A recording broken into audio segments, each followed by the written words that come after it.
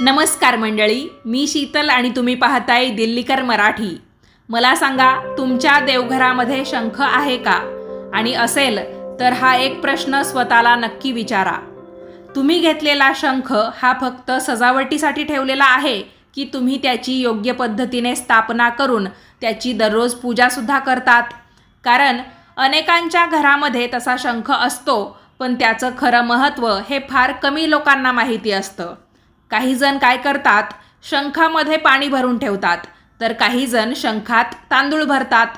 काही जण रोज शंख फुंकतात, तर काही जण म्हणतात की घरामध्ये शंख ठेवला की आपल्या घरात सदैव लक्ष्मी नांदते। पण यापैकी खरं काय आणि गैरसमज काय? घरामध्ये कोणता शंख ठेवावा, दक्षिणावर्ती की वामावर्ती? शंखाची स्थापना कधी करावी? शंखात पाणी ठेवणं योग्य आहे का? शंखामध्ये तांदूळ ठेवले तर चालतात का? तुटलेला शंख घरामध्ये ठेवला तर चालतो का? 2 शंख घरामध्ये असावेत का? भगवान विष्णूंच्या 4 हातांमध्ये शंखालाच एवढं महत्त्व का दिलं गेलं आहे? तर मंडळी, शंख हा फक्त समुद्रातून मिळालेलं एक कवच नाही, तर तो भगवान विष्णूंचं दिव्य आयुध, माता लक्ष्मीचं शुभ प्रतीक आणि सनातन संस्कृतीतील अत्यंत पवित्र चिन्ह देखील मानला जातो। महाभारतातील प्रत्येक महान योद्ध्याचा स्वतःचा शंख होता, जसं की भगवान श्रीकृष्णांचा पंचजन्य शंख, अर्जुनाचा देवदत्त शंख, भीष्मांचा प्रौंड किंवा प्रतीप शंख आणि युधिष्ठिरांचा अनंत विजय शंख याप्रमाणे। यावरूनच आपल्याला शंखाचं महत्त्व किती मोठं आहे याची कल्पना येते। पण आज अनेक लोक नकळत शंखाबाबत अशा चुका करतात, ज्या त्यांच्या केवळ श्रद्धेमुळे नव्हे तर योग्य माहिती नसल्यामुळे होतात। म्हणून आजच्या या व्हिडिओमध्ये आपण जाणून घेणार आहोत, शंखाची उत्पत्ती नेमकी कशी झाली, घरामध्ये शंख का ठेवावा, कोणता शंख शुभ मानला जातो, शंखाची स्थापना कधी आणि कशी करावी, शंखामध्ये पाणी किंवा तांदूळ ठेवावेत का, आणि शंखाबद्दल धर्मग्रंथ आणि आपल्या धार्मिक परंपरा नेमकं काय सांगतात। आज या सर्व प्रश्नांची उत्तरं आपण पुराण, महाभारत, धर्मशास्त्र आणि परंपरेच्या आधारे अगदी सोप्या भाषेत जाणून घेणार आहोत। म्हणून हा व्हिडिओ शेवटपर्यंत नक्की पहा। चॅनेलवर पहिल्यांदाच आलेला असाल आणि तुम्हाला धार्मिक माहिती ऐकायला पाहायला आवडत असेल, पूजा अर्चांचे व्हिडिओ पाहण्यात तुम्हाला रस असेल, तर तुम्ही आपल्या दिल्लीकर मराठी चॅनेलला अवश्य सबस्क्राईब करा।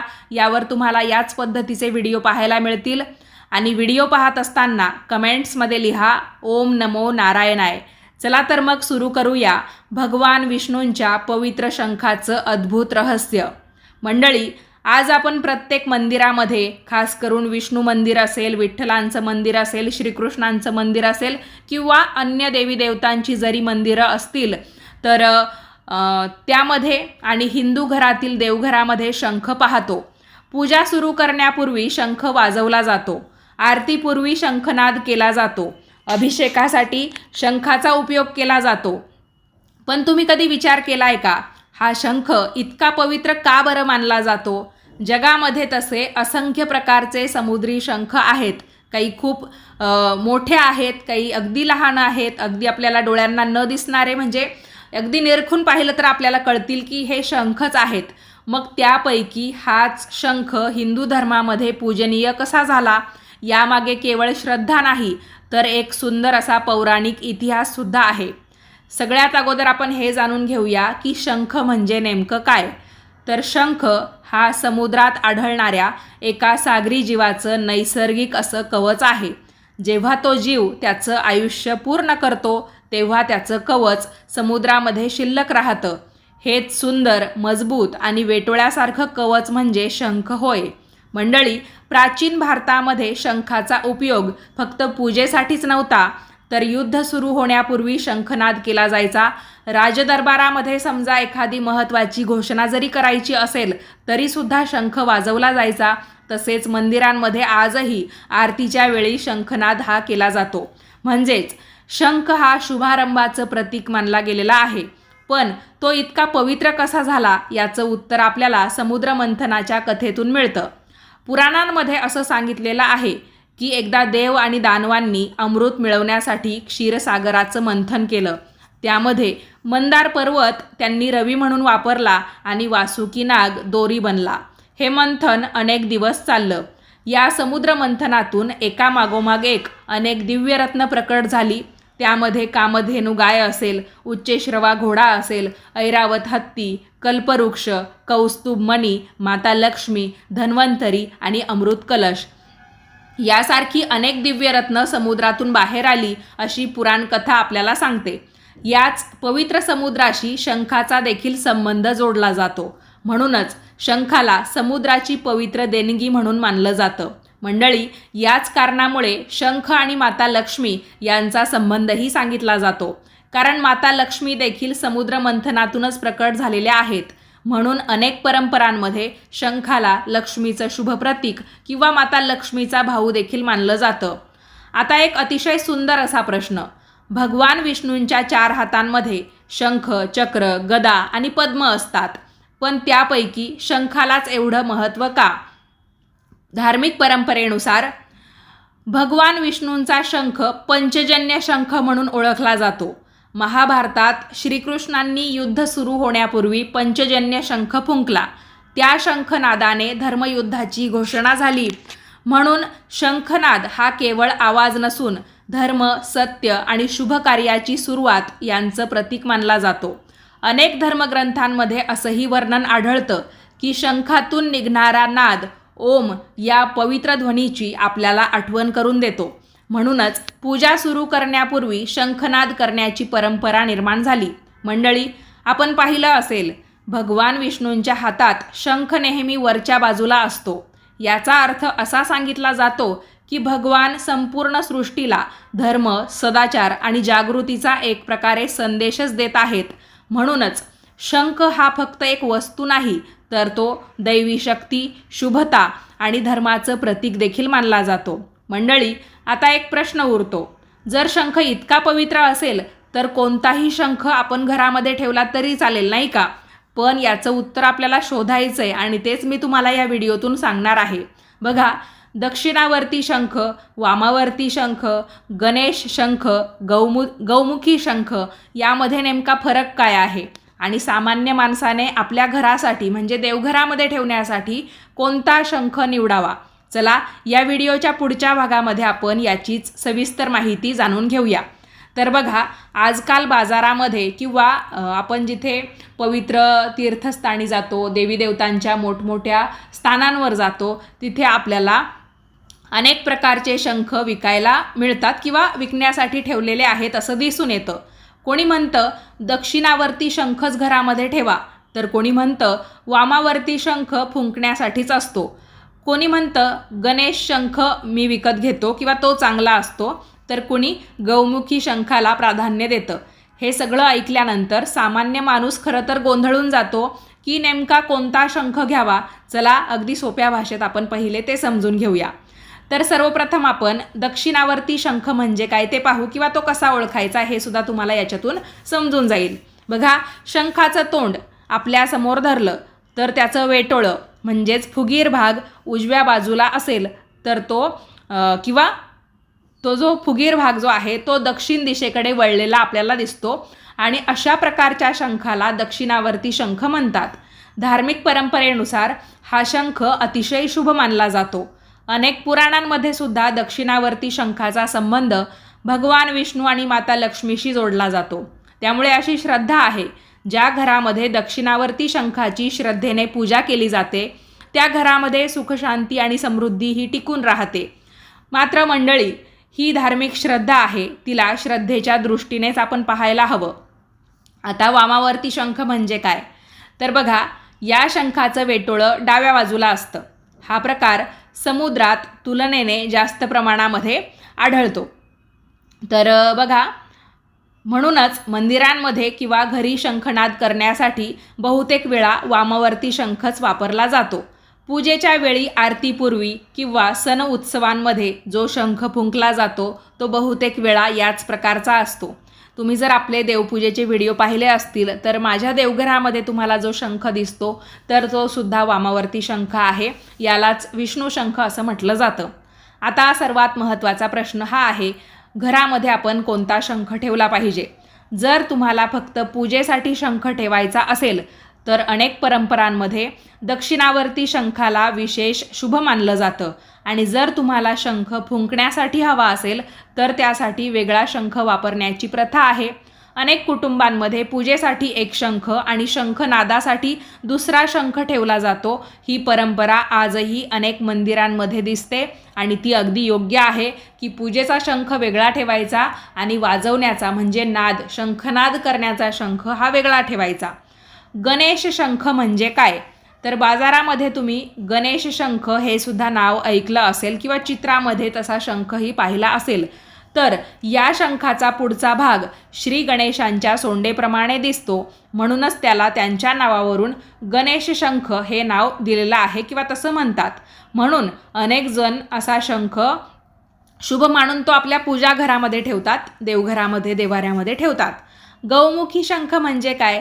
तर काही शंखांचं मुख, तोंड हे गाईच्या मुखासारखं दिसतं, म्हणून त्याला गाईच्या नावावरून किंवा गाईला आपण गोमाता म्हणतो ना, तर त्याच्यावरूनच त्या शंखाला गौमुखी शंख म्हणतात. काही धार्मिक परंपरांमध्ये अशा शंखाला देखील शुभ मानलं जातं. तुटलेला शंख ठेवावा का? हा प्रश्न जवळजवळ प्रत्येकजण विचारतो. बघा, आता आपण कधीकधी पवित्र नद्यांच्या ठिकाणी स्नानासाठी जातो. उदाहरणार्थ नर्मदा नदी असेल तर नर्मदा नदीमध्ये आपल्याला बरेच असे दगडगोटे या प्रकारात आढळतात की जणू काही ते शिवलिंग आहे.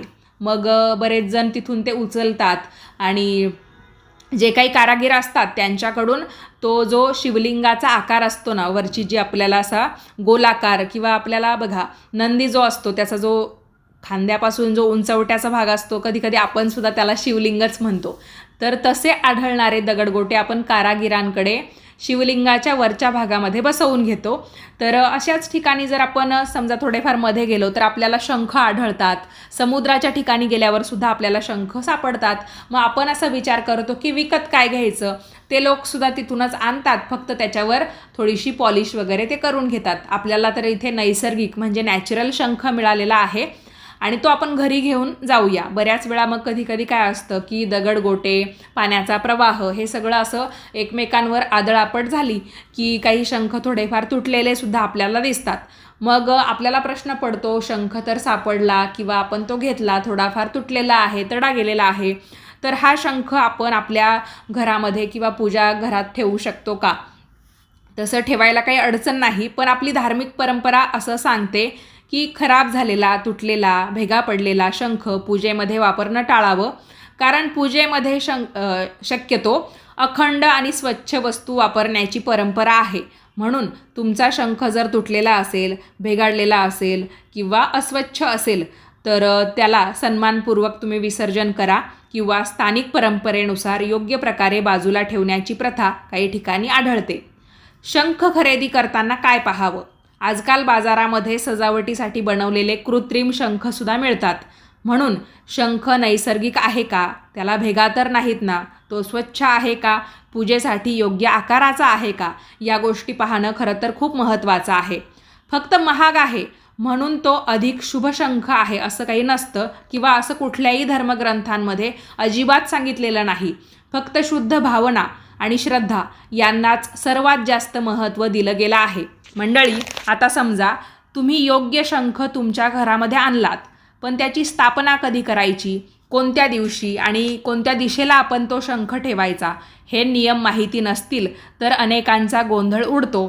चला आपण आता जाणून घेऊया शंखाची स्थापना कधी आणि कशी करावी. तर बघा, आपण आपल्या घरामध्ये योग्य शंख आणला तर देवघरामध्ये तो कसा ठेवायचा? अनेकांच्या घरात शंख असतो पण तो कपाटामध्ये पडलेला असतो. कुणी देवासमोर कसा तरी ठेवतो, तर काही जण शंखात कायम पाणी भरून ठेवतात. पण धर्मशास्त्र आणि पूजेच्या परंपरा याबाबत काही नियम सांगतात. चला एक एक करून समजून घेऊया.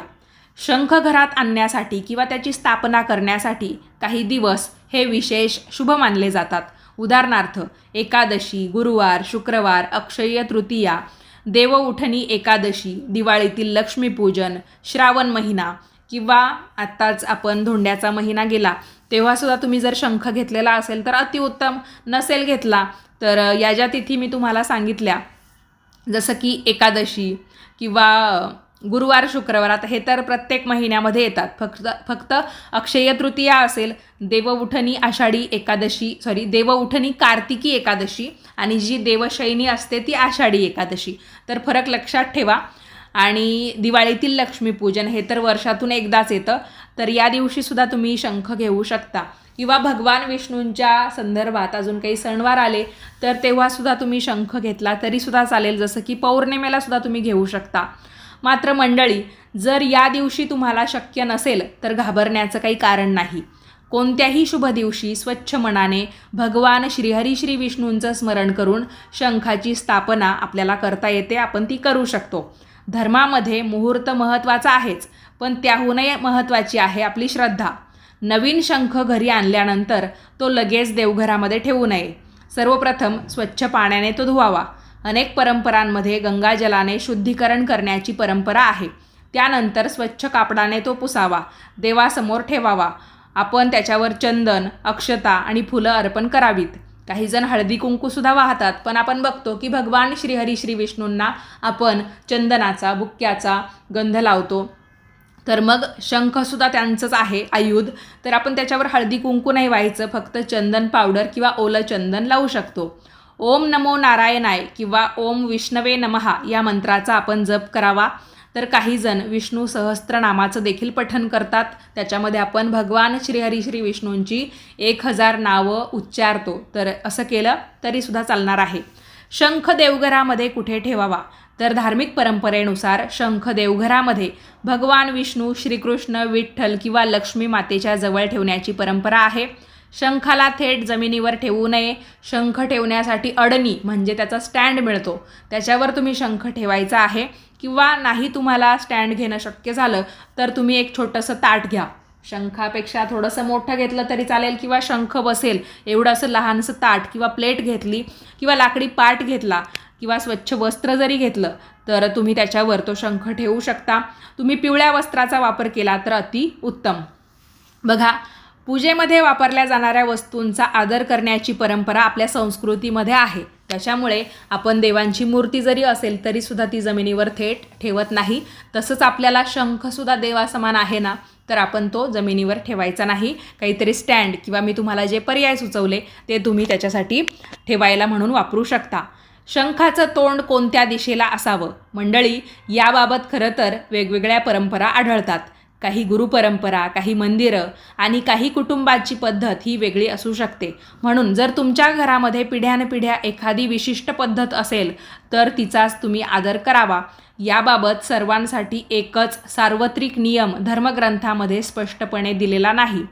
आता शंखावर हळदी कुंकू लावावं का हा प्रश्न येतो, तर त्याचं उत्तर मी तुम्हाला नुकतंच सांगितलं की शंखाला आपण फक्त चंदनाचा गंध लावू शकतो. कधीतरी तुम्ही बुक्का लावला तरी पण काही हरकत नाही. बघा, शंखावर तुम्ही फुलं अर्पण करू शकता, तुळशीपत्र वाहू शकता, शंखाची आरती करू शकता. ही सुद्धा श्रद्धेची सुंदर परंपरा आहे. तर तुम्ही विठ्ठलाची आरती शंखाची स्थापना करताना केली तरीसुद्धा चालेल. शंख रोज पूजावा का? जर शंख देवघरामध्ये ठेवलेला असेल तर रोजच्या पूजेमध्ये त्याला नमस्कार करायला काही हरकत नाही. तुम्ही देवांना स्नान घालता तेव्हा शंखालासुद्धा तुम्ही स्नान घालवू शकता. शंखाला देखील फुलं अर्पण करू शकता, गंध अर्पण करू शकता, धूपदीप दाखवू शकता. पण रोज मोठा विधी करणं काही आवश्यक नाही. नियमित त्याची स्वच्छता आणि आपली त्याच्याप्रती असणारी श्रद्धा एवढंच खरं तर पुरेसा आहे. 2 शंख ठेवू शकतो का किंवा का ठेवावेत की नाही? तर या प्रश्नांची उत्तरं आता तुम्हाला मिळतील. बघा, अनेक मंदिरांमध्ये एक शंख हा अभिषेकासाठी असतो तर दुसरा शंख हा शंखनादासाठी वेगळा ठेवला जातो. काही कुटुंबांमध्ये सुद्धा अशीच परंपरा आहे. म्हणून 2 शंख ठेवणं चुकीचं नाही. असा कोणताही सर्वमान्य धार्मिक नियम आपल्याला सांगत नाही. मात्र दोन्ही शंख हे स्वच्छ, आदराने आणि योग्य उपयोगासाठी ठेवलेले असावेत. एक महत्त्वाची गोष्ट, आजकाल सोशल मीडियावर अनेक व्हिडिओंमध्ये शंखांबद्दल वेगवेगळे दावे हे केले जातात. कोणी म्हणतं असं ठेवलं तर लगेच धनलाभ होईल, कोणी म्हणतं तसं ठेवलं नाही तर अशुभ होईल. पण धर्म आपल्याला भीती नाही तर श्रद्धा शिकवतो. शंख हा भगवान विष्णूंचं पवित्र असं आयुध आहे. त्याचा आदर, स्वच्छता आणि भक्तिभावाने पूजा करणं हेच सर्वात महत्त्वाचं आहे. आता सर्वात जास्त विचार करायला लावणारा किंवा विचारला जाणारा प्रश्न अजून बाकी आहे. शंखामध्ये पाणी ठेवावं का? तांदूळ ठेवले तर चालतात का? शंखातील पाणी पिणं योग्य आहे का? आणि अभिषेकासाठी शंखाचा योग्य उपयोग कसा करावा? तर एक एक करून उत्तरं सांगते. शंखाबाबत सर्वात जास्त विचारला जाणारा प्रश्न असेल तर तो हाच, शंखामध्ये पाणी भरून ठेवावं का? आणि दुसरा प्रश्न, शंखात तांदूळ भरून ठेवले तर लक्ष्मीचा वास होतो किंवा लक्ष्मी सदैव नांदते, हे खरं आहे का?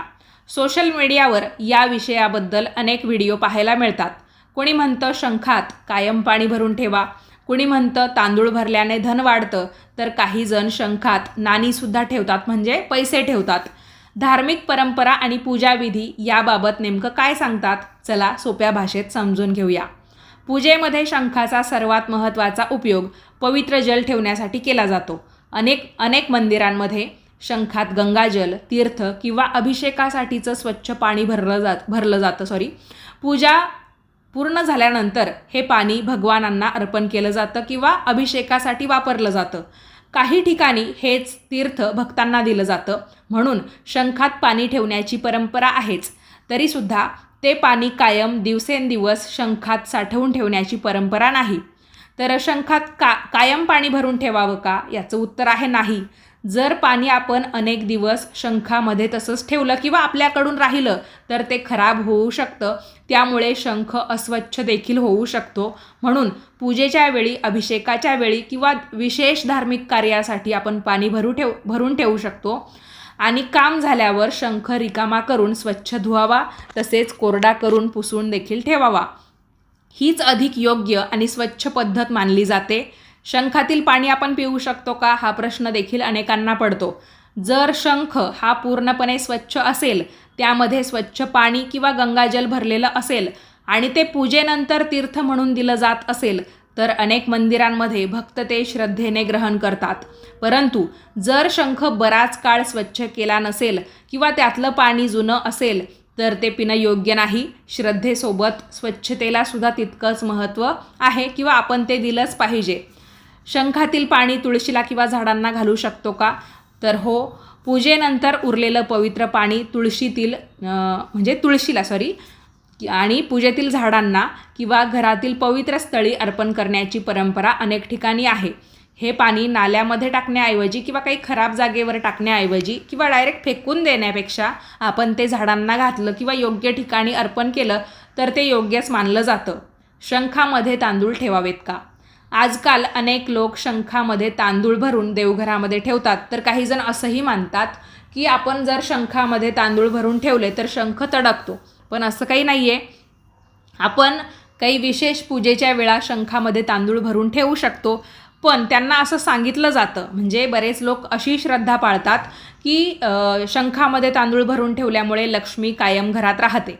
तर याबाबत एक महत्त्वाची गोष्ट मंडळी समजून घ्या.